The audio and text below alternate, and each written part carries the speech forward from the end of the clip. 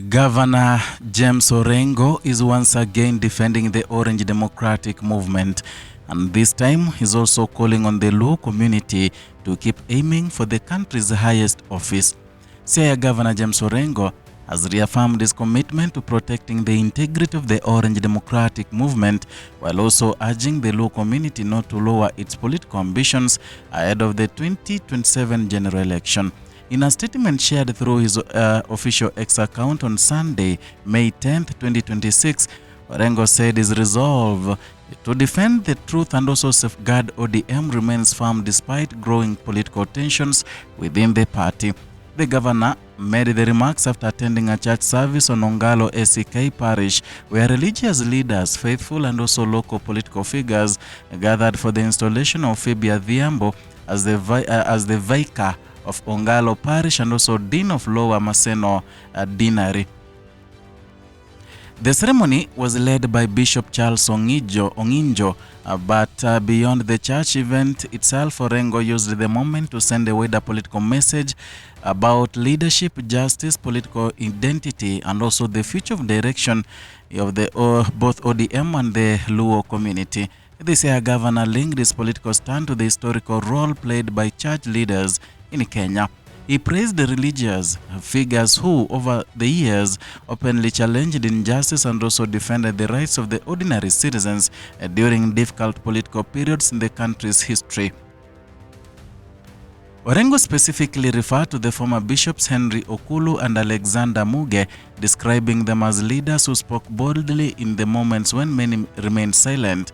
And according to Orengo, the church continues to play an important role as a moral voice in the society. And in his statement in social media, Orengo stated, "The church remains a moral compass for our nation, and historically rooted to the courage of leaders like Bishop Henry Okulu and Alexander Muge, who fearlessly spoke truth to power. Today, that legacy of integrity and boldness is carried forward by Bishop Charles Onginjo, whose leadership I deeply admire and celebrate. Inspired by the heritage, my own resolve to stand for the truth and also protect the integrity of ODM party remains unshakable. As a community, we must reclaim our ambition. We are a people destined for the highest office in the land, not people who meant to survive in handouts. The development reaching our region is not a favor or a gift from the state.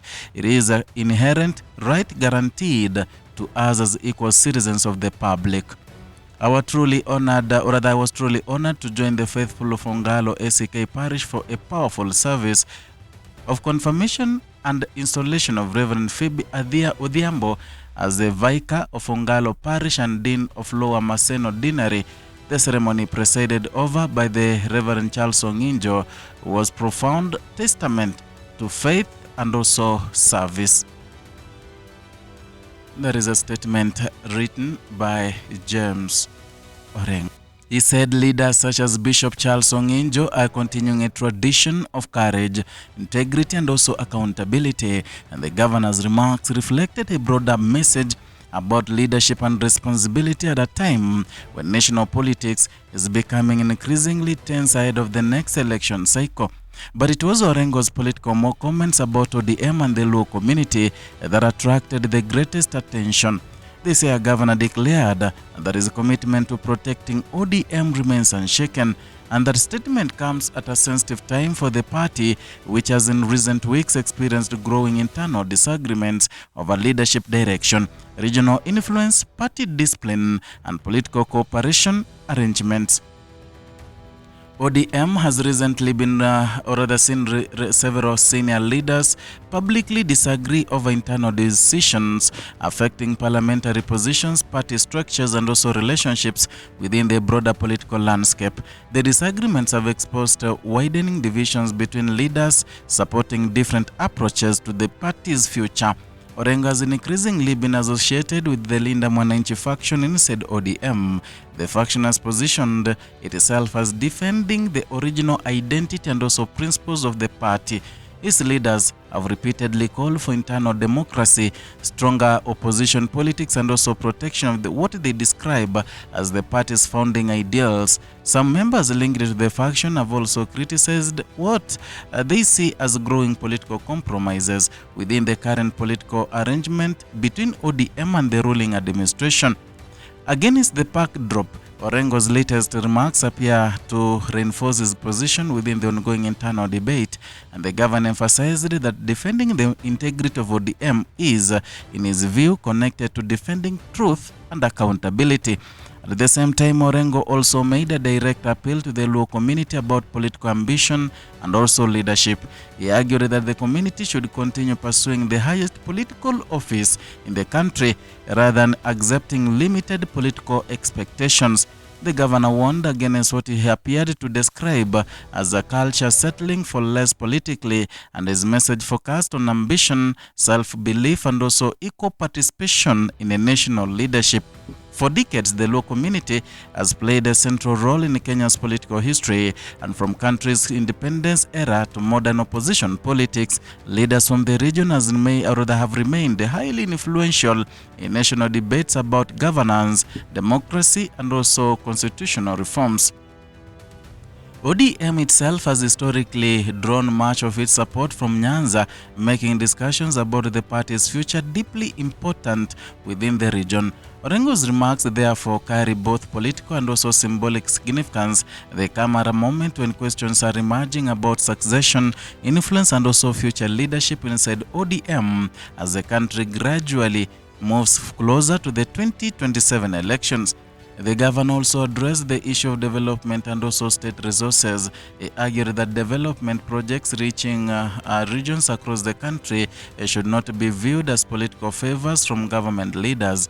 And instead, Orengo said that development is a constitutional right that belongs equally to all Kenyans, regardless of the political affiliation.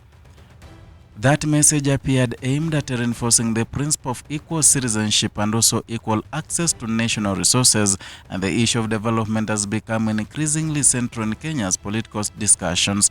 Leaders from different regions have frequently debated whether government projects are being distributed fairly or influenced by political loyalty. Orengo's comments suggested concern over narratives that portray state services as rewards tied to political support. The governor insisted that all citizens deserve equal treatment under the constitution, and his remarks also reflect wider national debate about the relationship between development and also politics in Kenya.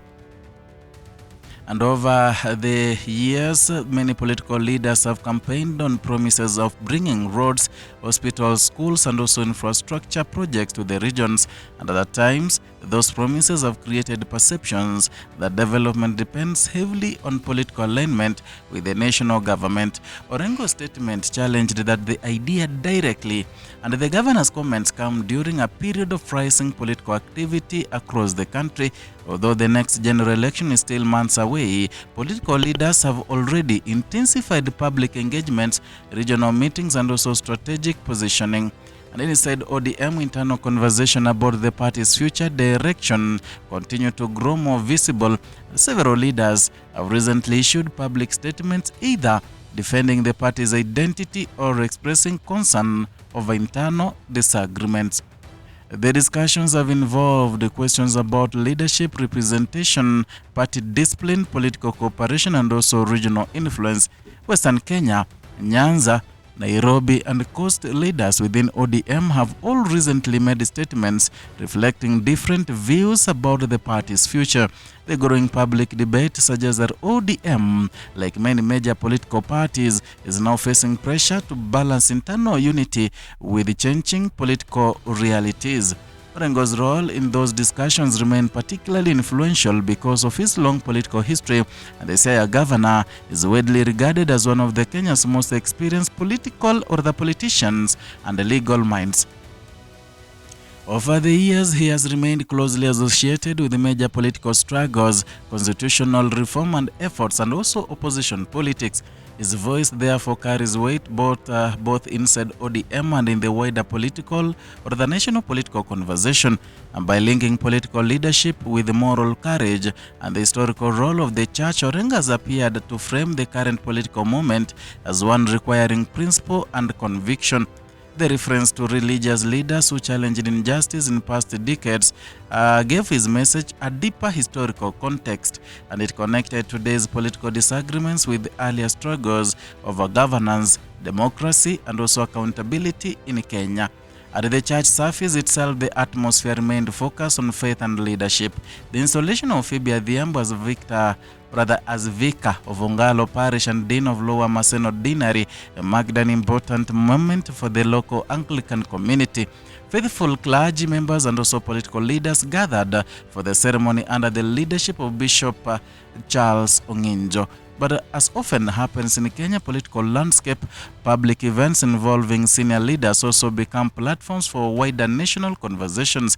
And as the occasion, on this occasion, James Orengo used that platform to defend his party, affirm his political beliefs, and also encourage his community to remain ambitious about its future. In Kenya's changing political season, history, identity, and also ambition continue to shape the national conversation. And in Siaya, James Orengo's message was clear that leadership, in his view, must remain rooted in courage, conviction, and also belief that every community has a rightful place at the nation's highest table. That is all from Kenya Lens Media, where we bring you news updates as they break. Kindly, if you're new here, consider subscribing, liking, and sharing our content.